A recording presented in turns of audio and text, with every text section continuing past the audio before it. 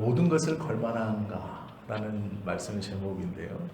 모든 것을 걸만한가? 제가 중국에 있을 때 경험했던 일을 하나 좀 말씀드리려고 합니다. 어느 날 교회에 갔더니 교회에 불이 들어오지 않았습니다. 그래서 며칠 전에도 교회 전기공사를 한다고 건물에 전기공사 때문에 교회에 이 금요일 저녁에 불이 들어오지 않아서 그런가 보다 하고 오전 시간을 불이 들어오지 않는 교회 안에서 보냈습니다. 교회가 이 건물 바깥쪽으로 창이 있었기 때문에 오전에 따가운 햇빛이 쫙 들어와서 어둡거나 불편하지는 않았습니다. 그래서 이제 말씀을 준비하고 점심때가 되어서 점심을 먹기 위해 교회 밖으로 나갔는데 다른 상가들은 불이 들어와 있는 겁니다. 그래서 이상하다 싶어서 다시 들어와서 두꺼비집을 내렸다가 올렸습니다. 그런데도 불이 들어오지 않는 겁니다. 그래서 관리사무소에 갔습니다. 그래서 어설픈 중국어로 왜 우리 동은, 왜 우리 건물은 불이 들어오지 않느냐 그랬더니 관리비를 내지 않아서 전기를 끊었다 이렇게 말을 합니다. 그런데 중국은요, 관리비를 안 낸다고 전기를 끊을 수가 없습니다. 왜 그러냐면 전기는 선불로 내서 충전해서 쓰는 겁니다. 물도 선불로 충전해서 씁니다. 즉 전기, 도시가스, 물, 이 모든 게 다 카드로 있습니다. 그래서 그것을 가지고 전화기 충전하듯이 그 카드에다가 얼마씩 넣어놓고 그것을 자신의 집에 와서 그 카드 꽂는 데다 놓고 누르면 그만큼 금액이 충전되어 그만큼만 다 물이 나오고 그만큼만 전기가 나오고 그만큼만 가스가 나옵니다. 그런데 분명히 카드에 충전을 해서 전기를 충전했음에도 관리실에서 관리비를 안 냈다고 전기를 끄는 겁니다. 이건 내가 전기를 충전해서 쓴다고 한 그것을 무시하는 것이죠.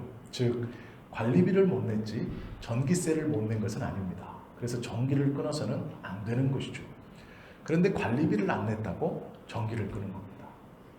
그리고 나는 전기를 충전했고 내가 충전한 돈을 지불한 전기를 끊는 것은 옳지 않다. 아무리 설명해도 관리비를 가져와야 전기를 올려주겠다라고 하는 거예요. 이거는 불법입니다. 불법이라고 네가 잘못한 것이라고 얘기를 했어도 무조건 돈을 갖고 라는 거예요. 관리비를 내야만 전기를 주겠다라는 거예요. 돌아 나오는데 그 중국인이 너무 미운 겁니다. 막 화가 나는 거예요. 내가 한국인이라고 무시를 하나? 왜냐하면 다른 상가는 그렇게 못하거든요. 교회라고 무시를 하나? 외국인이라고 무시를 하나? 내가 중국어를 잘 못해서 이런가? 별의별 생각이 다 드는 겁니다. 그러면서 그 사람, 그렇게 대꾸한 그 관리인이 너무 밉더라고요. 마음속에서 막 화가 막 치미는 겁니다. 분명히 전기를 충전했는데 관리비를 미납했다고 전기를 끊는다. 그건 있을 수 없는 일이거든요. 그렇게 하면 안 되는 일입니다. 그런데 관리비를 내면 그렇게 해주겠다라는 거예요. 큰 이 화가 나서 어떻게 할지를 못하고 점심 먹는 것도 잊어버리고 다시 이제 교회로 들어왔습니다. 그래서 교회 문을 열고 딱 들어왔는데 교회 문 열어봐요. 바로 그냥 예배당이죠. 문을 열고 예배당 옆에서 이제 강대상 쪽을 바라보는데 마음속에 그 생각이 드는 겁니다. 별것도 아닌 거 가지고 화를 내고 있다 라는 생각이 드는 거예요. 순간. 그렇게 큰 일도 아닌 것 가지고 화를 내고 있다. 당연한 것 아니냐. 그런 생각이 들더라고요. 만약에 네 건물에 누군가 6개월간 관리비를 안 내고 쓰고 있다고 하면 전기 내리고 싶지 않겠냐? 저한테도 그런 마음이 들더라고요. 그래. 맞다. 6개월 관리비가 밀렸으니 전기를 끊을 수도 있겠다. 그런 생각이 드는 거예요. 이게 조금 바꿔보니까. 그러니까 화가 안 나더라고요. 그래, 그럴 수 있겠다. 해도 너무했지. 6개월은 좀 심했다. 이런 생각도 들어요. 그리고 이제 그날 저녁을 촛불을 켜놓고 철야를 마쳤습니다. 나름대로 은혜로웠어요. 그리고 제가 성도님들께 그 말을 했어요. 전기가 안 들어오는데 고장난 것이 아니고 관리비가 밀려서 관리소에서 전기를 끊었습니다. 얼마나 운치 있습니까? 우리는 지금 초대교회처럼 동굴 속에 숨어서 촛불을 켜고 예배를 드리고 있습니다. 물론 전기가 안 들어오니까 스피커고 뭐 아무것도 안 들어요. 근데 뭐 교회라고 요만했기 때문에 아무 상관 없었습니다. 그렇게 하고 이제 문을 잠고 교회를 나갔죠. 거기는 9시 반이 되면 전체 상가가 다 문을 닫기 때문에 9시 반 전에 다 나가야 됩니다. 안 그러면 다음 날 7시까지 갇혀 있어야 돼요. 못 나갑니다. 그래서 이제 다 나갔어요. 그리고 다음 날 들어와서 전기를 아예 안 켰어요. 안 들어올 거니까. 이제 토요일인데 걱정은 되는 거예요. 주일 오전 예배인데 그래도 전기는 들어와야 되는데. 그리고 이제 콘센트를 안 올리고 일을 하다가 밖으로 나가면서 무의식적으로 불을 끈다는 게 킨 거죠. 무의식적으로 밖으로 나가면서 불을 껐던 버릇이 있어서 이게 끈다는 게 킨 겁니다. 그리고 딱 켜고 나가는데 불이 빡빡 들어오는 거예요. 그래서 관리사무소를 찾아갔습니다. 그랬더니 누군가가 관리비를 납부해 주었다라는 얘기를 들었어요. 하나님 은혜죠. 그 생각이 납니다. 근데 제가 왜 이 말씀을 드리냐면 용서라는 게 거창한 게 아닌 것 같습니다. 그 전기가 들어오니까요. 그렇게 밉던 중국인이 안 밉더라. 그 중국인이 돈 내준 거 아니거든요. 그런데 전기가 들어오니까 관리사무소에 가면서 그 중국인이 제일 앞에서 저를 보면서 대화를 하는데 안 밉더라고요. 어제는 그렇게 미웠거든요. 어제는 똑같은 사람인데 그 사람은 똑같은 일을 하고 있는데 어제는 미워서 혼자서 막 씩씩거리며 돌아왔고 오늘은 내가 어제 그렇게 해서 이 사람이 올려줬나 싶어서 안 밉더라고요. 알고 보니까 관리비를 누군가가 납부해줘서 올린 거긴 한데 용서라는 게 그렇게 거창하고 그렇게 큰 것만은 아닌 것 같습니다. 우리의 삶에서 작은 것도 조금 이해하고 한 걸음 좀 물러서서 상대방을 감싸줄 수 있는 것, 그것이 용서일 것 같습니다. 오늘 본문에 보면 우리가 여러 번 들었던 이 탕감받은 사람에 대한 이야기가 나옵니다.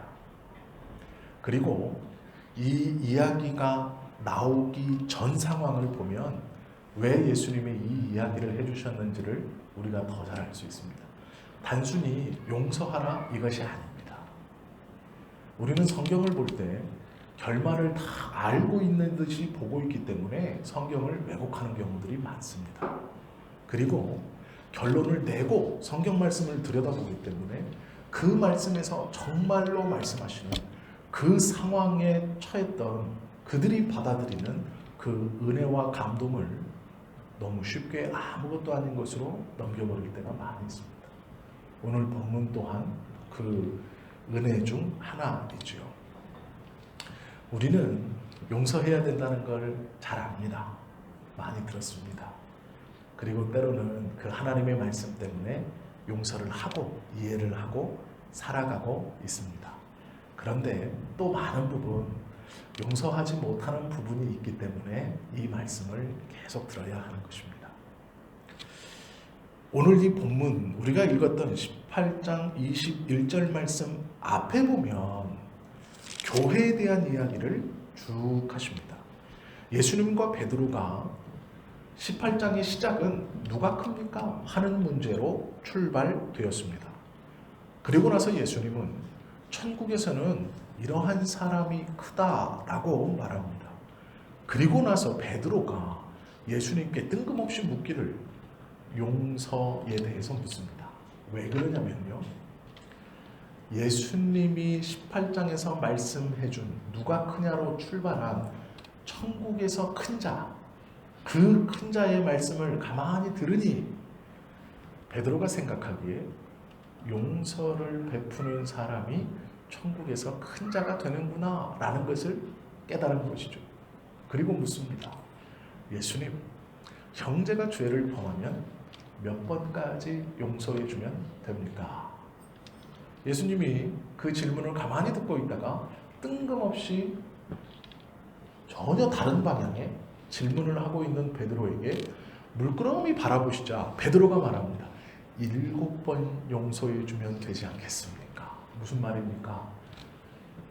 누가 크냐의 논쟁으로 시작된 이 문제에 있어서 베드로는 큰 자가 되고 싶었습니다. 예수님은 천국에서 큰 자가 누구이냐 라고 말했을 때 실족시키지 않는 사람, 즉 용서를 베풀고 포용하고 이해력 있는 사람, 그 사람이 큰 자다 라고 말씀하시자 베드로는 나는 7번까지 용서해 주는 것이 맞다고 생각합니다 라는 말입니다. 이게 무슨 말일까요? 예수님 천국에서 이 정도의 배포를 갖고 있는 나 같으면 큰 자가 되지 않겠습니까? 베드로의 마음을 이해하시죠? 베드로가요 머리가 나쁜 사람이 아닙니다. 누가 크냐의 논쟁 속에서 예수님이 이런 사람이 큰 자다라고 말하니까 베드로는 제가 그 사람입니다 라고 말하고 있는 거예요. 7번까지도 용서해 줄 수 있는 사람이 저입니다. 저는 그렇게 생각합니다 라고 예수님 앞에 말하는 거예요. 베드로가 듣고 싶었던 얘기는 너 같은 사람이 큰 자다 라는 말입니다. 왜요? 천국에서 크다라는 것은 이 땅에서 제자들 사이에서 일어난 누가 크냐의 논쟁에서 우위를 점할 수 있는 것이거든요. 베드로는 아주 머리가 좋은 사람입니다. 그런데 그 말을 듣고 싶어 했던 베드로의 생각과는 전혀 다르게 예수님은 7번씩 70번이라도 용서해 줄 수 있어야 한다라고 말씀합니다. 베드로는 자기가 선수를 쳐서 7번 용서해 주면 되지 않겠습니까? 라고 말하며 칭찬을 기대했습니다. 거기서 인정을 받는다는 것은 제자들과의 서열 싸움에서 우위를 점할 수 있는 포인트를 아는 것이죠. 그런데 예수님은요, 베드로야 아직 멀었다. 7번씩 70번이라도 해야 된다. 라고 하면서 베드로의 높아지려고 하는 것을 푹 내려놓으시죠. 그리고 나서 하시는 말씀이 1만 달란트 탕감받은 사람의 비유입니다. 이 1만 달란트의 탕감을 받았다는 것을 우리가 좀 정확하게 알아야 합니다. 1만 달란트 탕감받았다는 것은 달란트가 10,000개라는 뜻이죠. 달란트가 10,000개가 모여야 1만 달란트입니다. 1만 달란트가 얼마나 큰 돈이냐면요. 1달란트가 6천 데나리온입니다.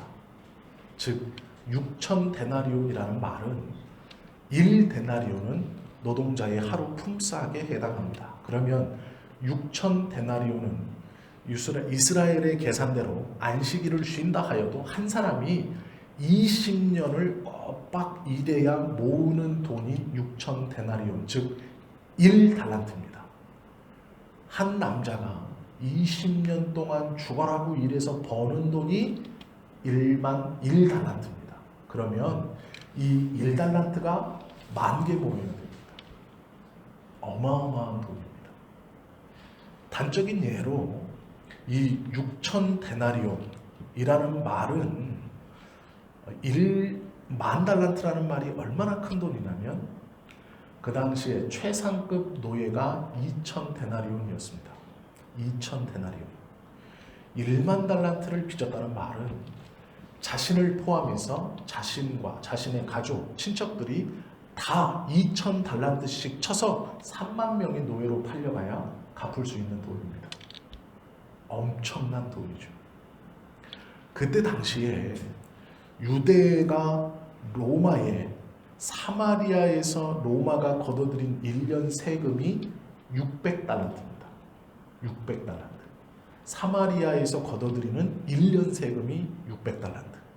그리고 사마리아 외에 유대 전역에서 걷어들이는 세금이 갈릴리 베레아 지역에서 걷어들이는 세금이 200달란트였습니다. 그러면 1년에 이스라엘이 로마에게 내는 세금이 800달란트입니다. 1000달란트가 안 되는 것이죠. 그런데 이 사람은 1만 달란트를 빚지고 있는 겁니다.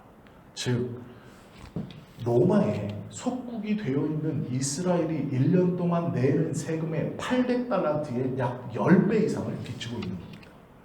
사람이 질 수 있는 채무가 아니죠. 이것은 엄청난 돈입니다. 예수님께서 지금 제자들을 보시고 1만 달란트 빚진 자라고 말했을 때 그 돈을 꾸어줄 수 있는 사람이 누구겠습니까? 임금입니다. 그래서 그 돈을 꾸어준 사람을 임금이라고 호칭하는 것이죠. 그만한 돈, 우리 이스라엘 전체가 로마에 1년에 세금으로 바치는 800달란트의 약 10배를 꾸어줄 수 있는 사람은 임금밖에 없죠. 한 나라의 수장밖에 없습니다. 그러기에 1만 달란트를 꾸어준 사람을 예수님은 임금이라고 말씀하십니다. 그리고 이 1만 달란트를 갚지 못하던 채무를 지고 있는 사람이 등장하죠. 이 엄청난 액수를 갚기란 불가능한 것입니다. 그래서 임금이 이를 불러 종이라고 표현합니다. 당연히 종이죠. 자신을 포함하여 자신의 일가친척 3만 명이 2천 데나리온에 팔려가야 갚을 수 있는 돈을 빚졌기 때문에 종이라고 부르는 것이 맞습니다. 그의 신분이 비록 진짜 종은 아니었을지라도 그 주인이 보기에는 종이죠.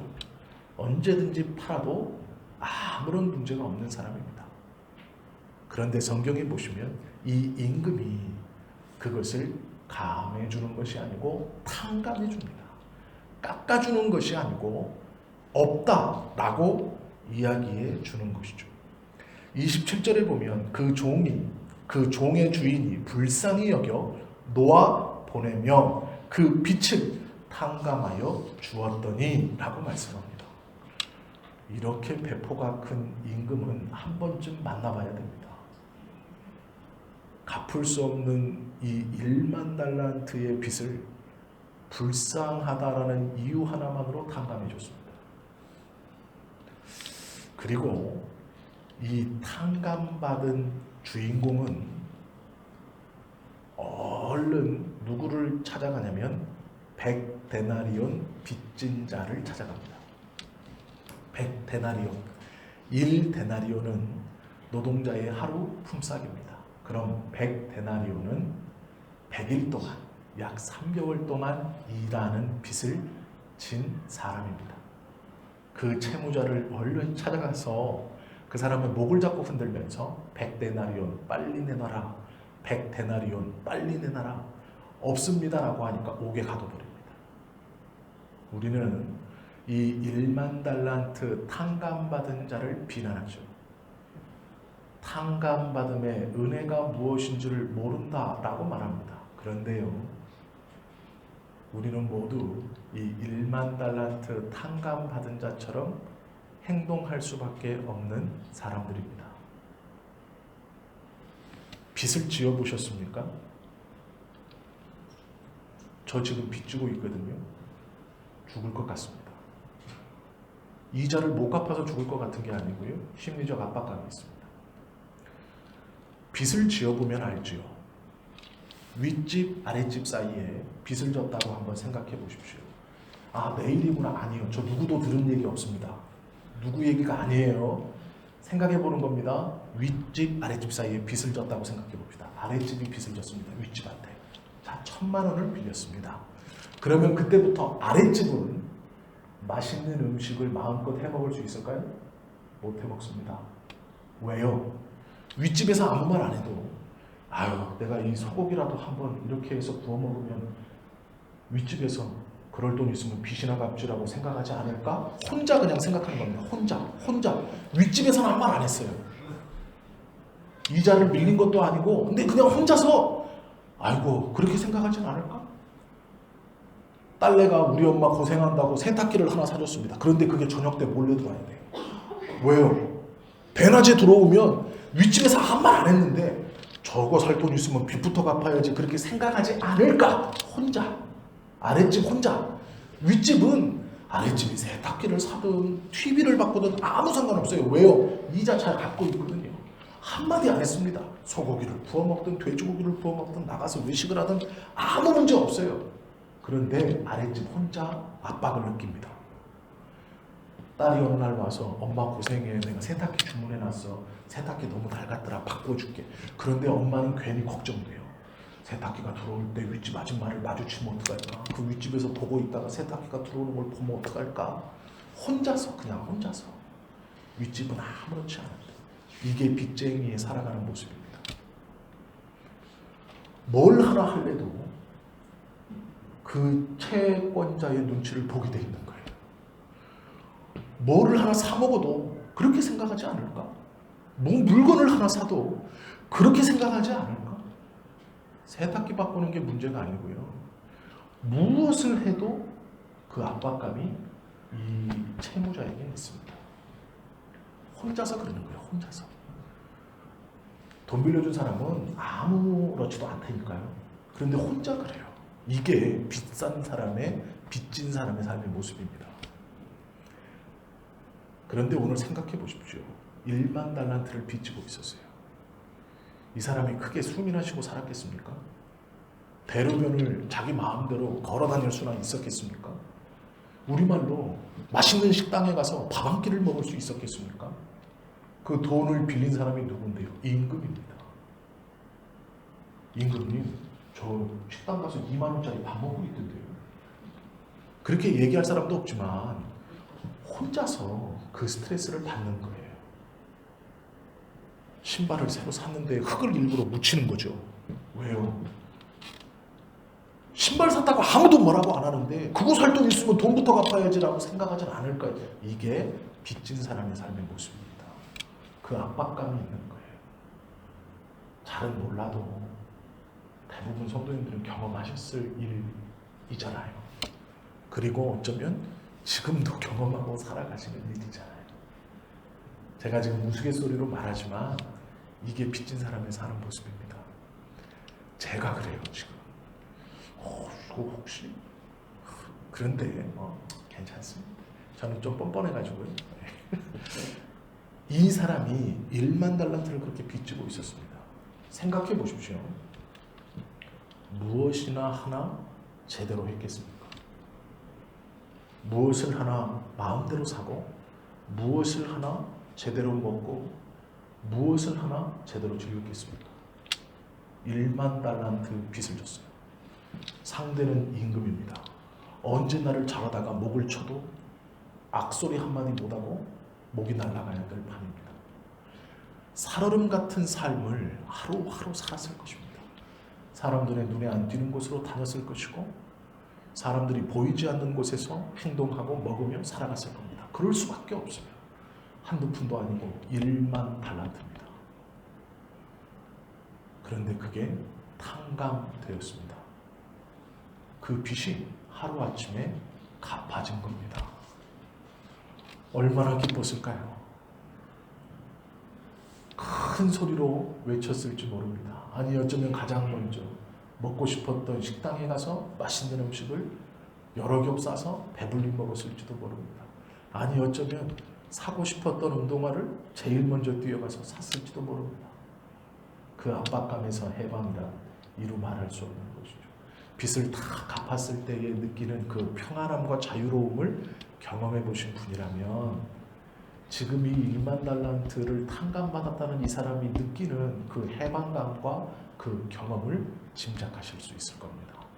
그런 빚이 탕감되었습니다. 자신의 삶이 새롭게 시작된 것이죠. 그리고 새롭게 시작된 이 삶을 더 잘 살기 위해서 필요한 것이 있습니다. 무엇입니까? 돈입니다. 비빌 언덕입니다. 그때에 100데나리온 빚진 사람이 생각납니다. 받으러 가야죠. 우리 같으면 안 받으러 가시겠습니까? 내가 새로운 인생을 사는데 꼭 필요한 돈이고 비빌 언덕인데 그걸 그냥 안 받고 내가 1만 달란트를 용서받았으니까 100달란트, 100데나리온 그래 그냥 없는 걸로 하자. 나 열심히 해야지. 어떤 사람도 그렇게 생각하지 않습니다. 당연히 100데나리온 받으러 가야죠. 새롭게 시작하는 내 삶에서 비빌 언덕입니다. 이 100데나리온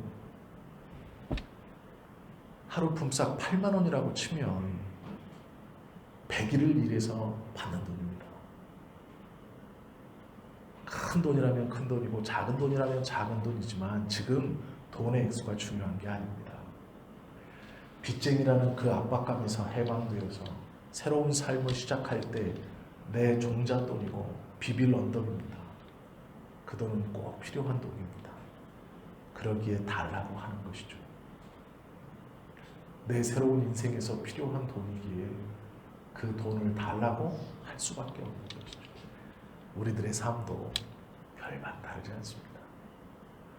우리는 은행에서 우리 빚을 다 탕감해 줬다고 우리에게 개인적으로 그 은행빚보다 적게 빚진 자들에게 나도 은행에서 그냥 없다고 해줬어. 너도 그냥 없다고 해줄게. 그렇게 말할 수 있으시겠습니까? 아니요. 거의 불가능할 겁니다. 은행의 빚이 없어졌으니 이것도 하고 싶고 저것도 해야 되고 이것도 해야 됩니다. 그때 필요한 것을 저 사람에게 빌려주었고 이제 달라고 하는 겁니다. 1만 달란트 빚진 자의 이 행동은 특별히 어떠한 특별한 사람이 하는 행동이 아니라 우리도 자연스럽게 할 수 있는 행동입니다. 우리의 삶에서도 이러한 모습을 어느 때나 보여줄 수 있는 행동이죠.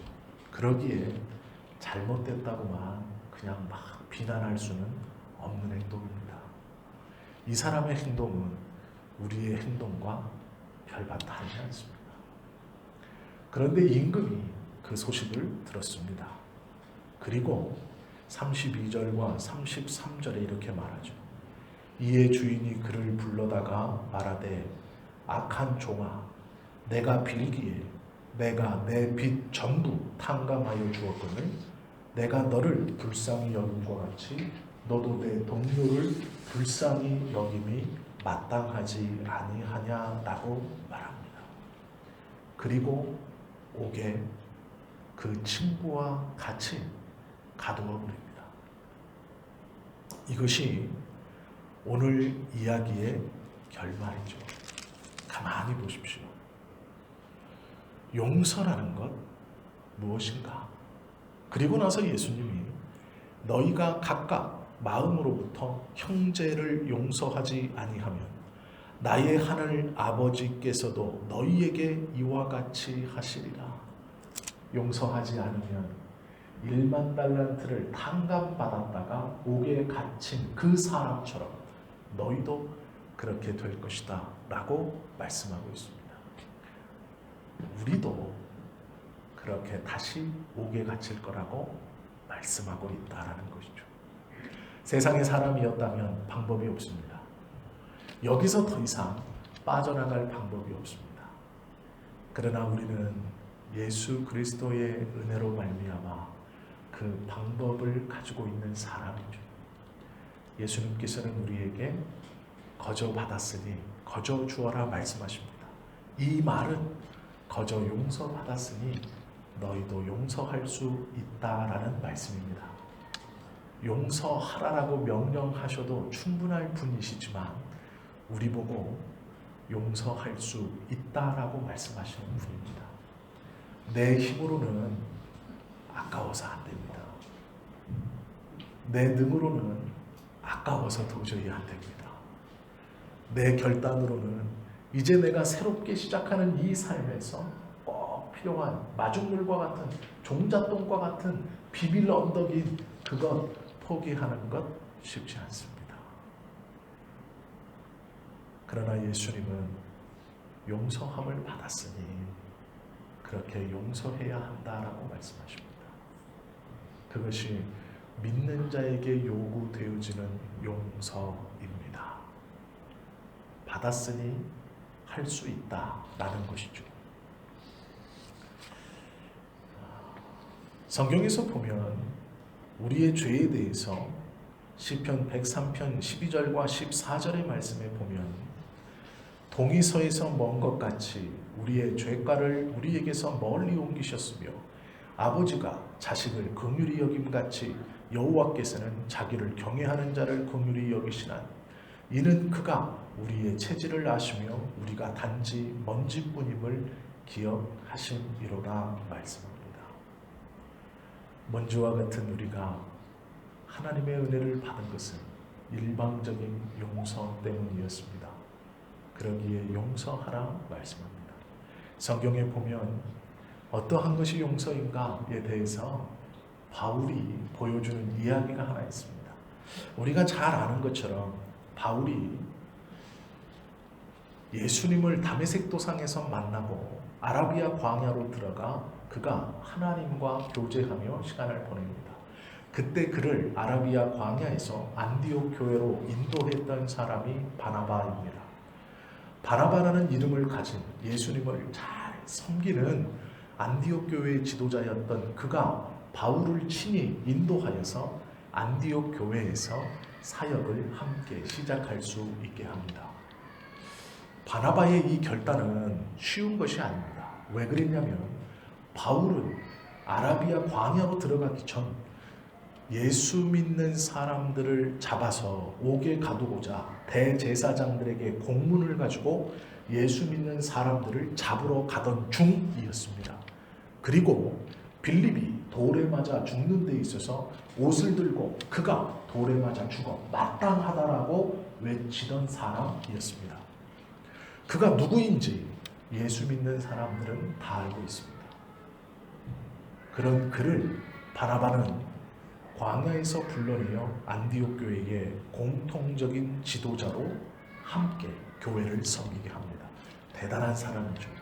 바울에게 은인 같은 사람일 뿐만 아니라 바울이 하나님의 말씀에 순종하여 그 평생의 선교의 길을 달려가는 출발점에서 힘을 북돋아준 귀하고 복된 은인입니다. 이 바울과 함께 1차 전도 여행을 떠납니다. 그때 이 바나바가 조카인 마가를 데리고 옵니다. 착각하시면 안 되는 게요. 마가는 헬라식 이름이고 요한이 히브리식 이름입니다. 즉 이 마가라는 사람의 히브리식 이름이 요한입니다. 예수님의 제자 요한과 구별하기 위해서 특별히 마가는 자신을 마가라고 쓰고 있습니다. 헬라식 이름인 마가라고 자기를 표현하고 있습니다. 원래 이 마가의 히브리식 이름은 요한입니다. 이 마가를 데리고 바나바가 자신의 조카인 마가를 데리고 선교 여행을 가다가 바울과 바나바가 헤어지는 일이 벌어집니다.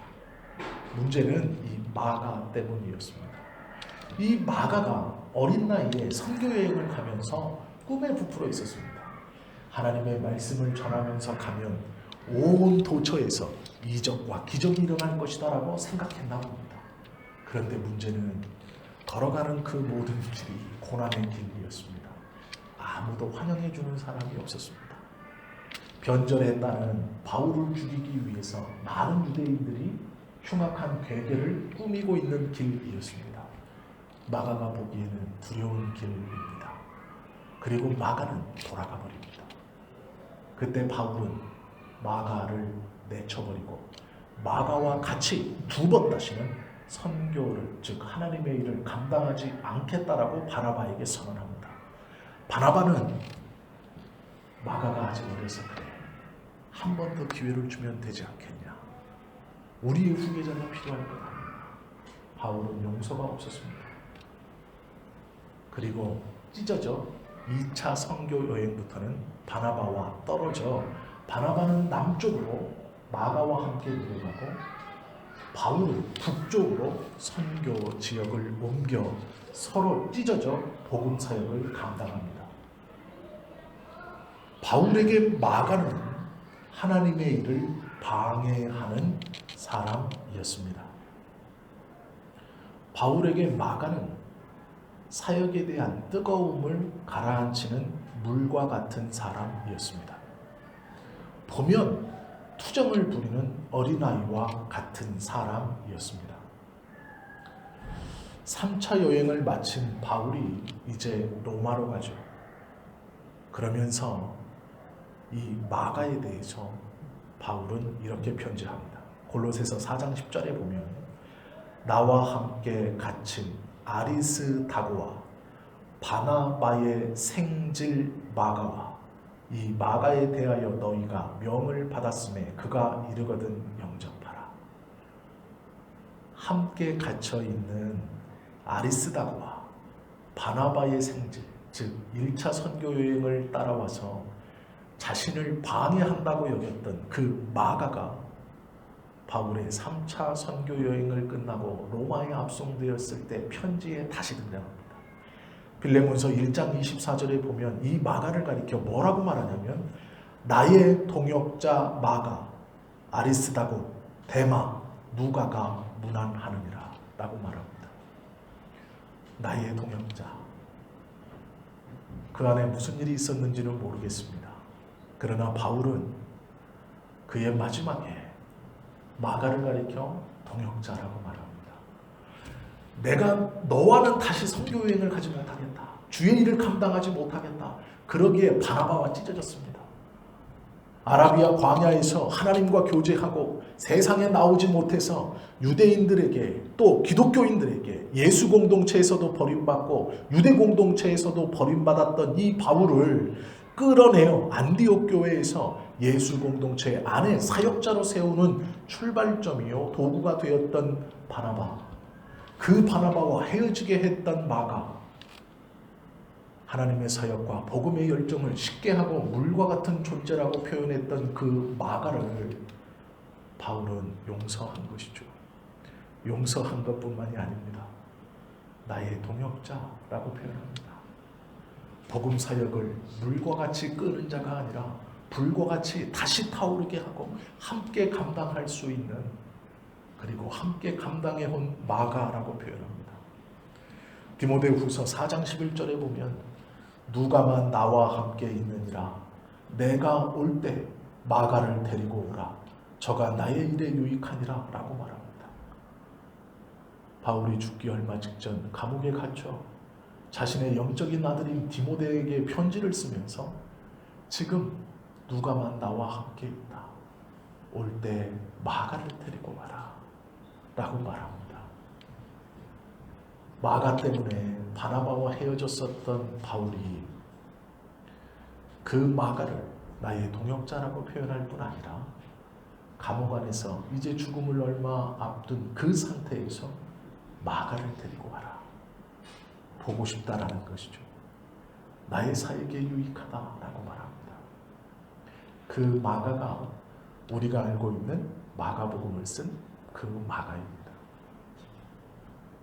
바울의 용서는 마가를 천덕꾸러기로 내팽개친 것이 아닙니다.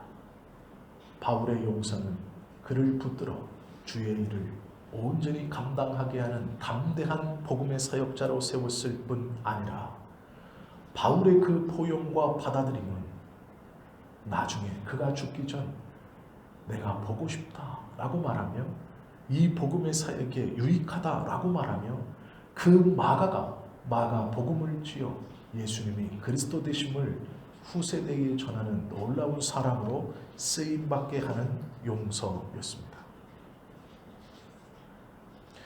우리가 베풀어야 하는 용서는 이것입니다. 하나님께서 우리에게 베풀어 주신 용서로 말미암아 우리는 마가와 같이 주님의 복음을 전하는 사역자들이요 사명자들이 된 것입니다. 또한 바울과 같이 우리의 용서를 통하여 또 다른 마가가 길러내어지고 그가 주님의 사역에 우리와 함께 쓰임받을 것입니다. 그러기에 우리 마음에서 진정으로 용서해야 하는 그 사람은 어쩌면 하나님께서 마가와 같이 우리를 통해 사용하시기 위해서 우리의 마음에 용서하라 말씀하고 있는지 모릅니다. 용서는 능력입니다. 용서하지 못하는 것은 우리의 삶을 그 용서하지 못하는 삶에 얽매이게 합니다. 린다 클린이라는 미국의 시인의 시가 하나 있습니다. 용서하지 못하는 사람이라는 시인데요. 제가 한번 들려드리겠습니다. 그대로 한번 읽어드리겠습니다.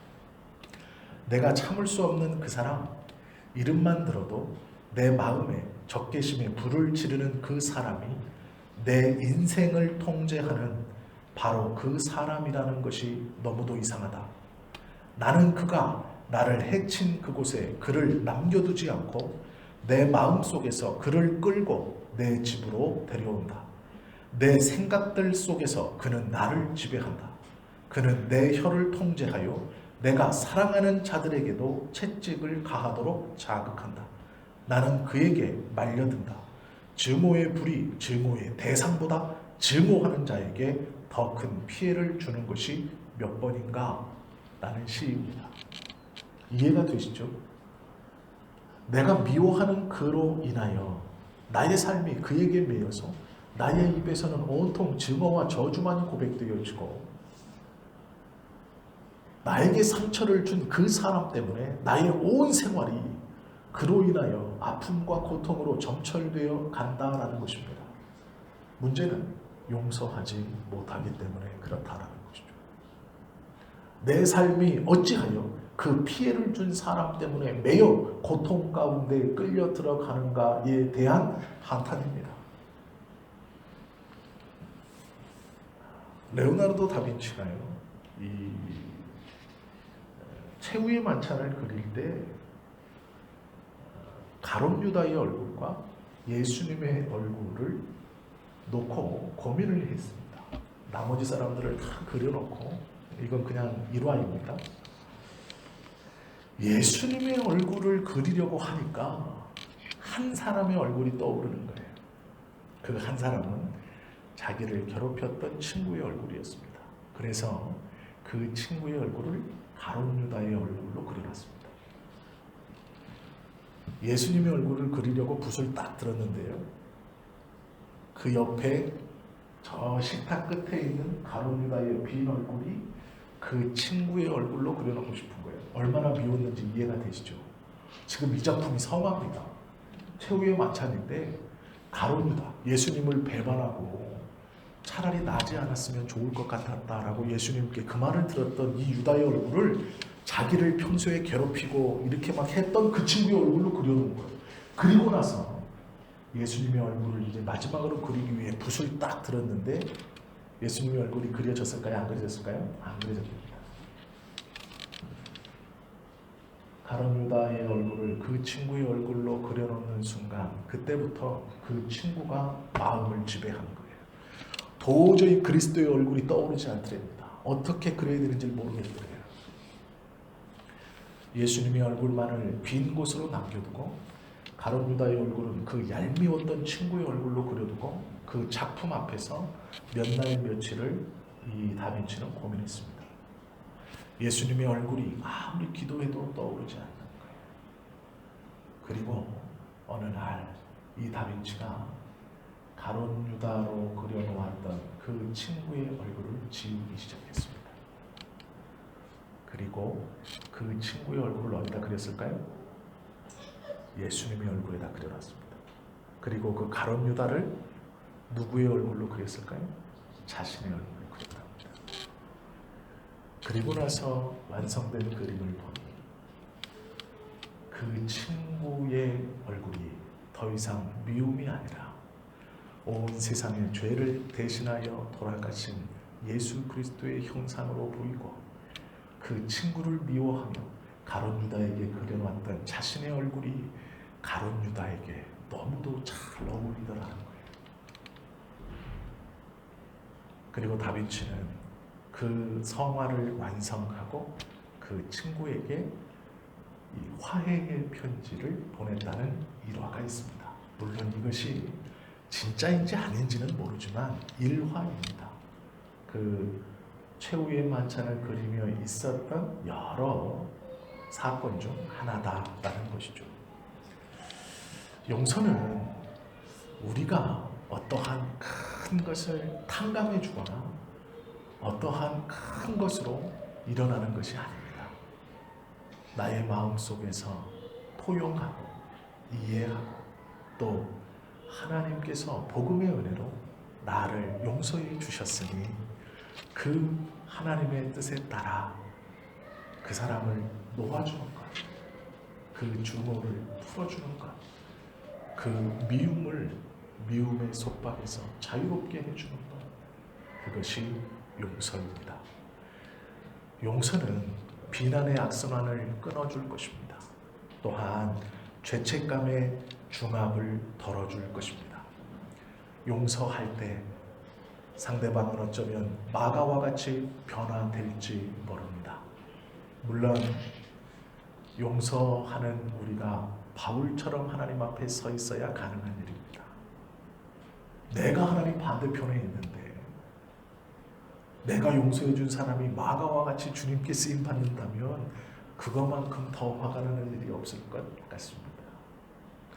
우리가 복음 안에 온전히 서 있고 내가 하나님의 말씀 앞에 온전히 서 있은 다음 하나님의 그 은혜의 무게를 견디지 못해 우리의 마음속에 응어리로 붙들고 있는 그것들을 용서한다면 하나님께서 그들을 변화시켜 마가와 같이 사용할 것입니다.